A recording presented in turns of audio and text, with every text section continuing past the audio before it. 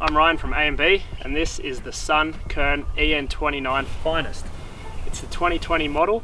It's an all-carbon frame this year. They've moved up from 27.5, which you might remember we reviewed about a year ago, was all aluminium, bar the chainstay, which was carbon fibre. So they've stepped it up to 29-inch wheel this year for Enduro-specific racing, and all carbon as well. Looking at the spec on the 2020 model Kern, it's got some really nice parts. It's got the RockShox Lyric RC2, it's got a Super Deluxe with a twist lock remote lockout, it's got Code RSCs on it with a 200mm rotor up the front and 180 on the rear, EXO rear derailleur and a GX Eagle group set.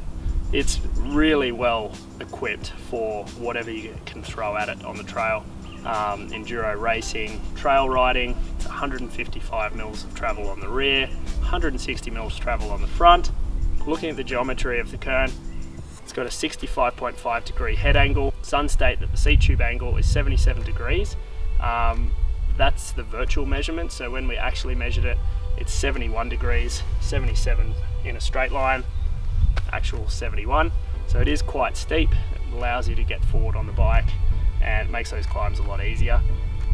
Looking at the chainstay, it's 439, which isn't too short. It's nice and stable. The wheelbase on this is quite long, which is really nice. So another thing that we need to talk about with the Sunn is when we got this bike, we noticed that the rear wheel was rubbing on the inside of the chainstays and seat stays.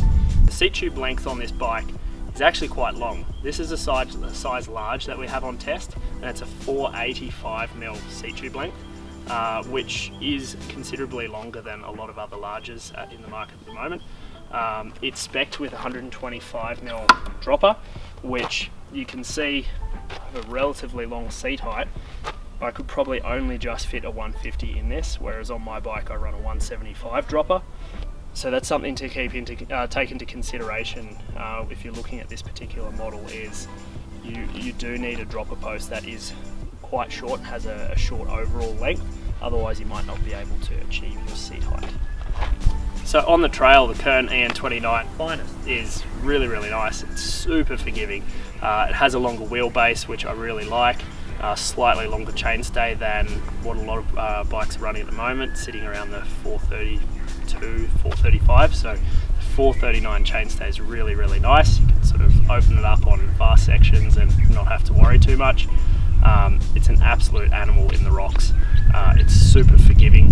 The rear suspension feels almost bottomless. I can't actually tell you when I've bottomed it out. It sort of gets to the end of the stroke and just slows down nicely. It doesn't buck you or sort of shoot you out the front door at all. So it's really well behaved. Corners nicely.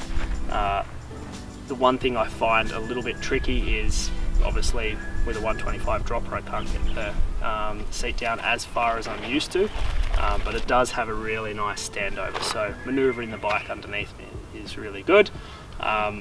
It's spec'd with a really nice carbon race face bar as well.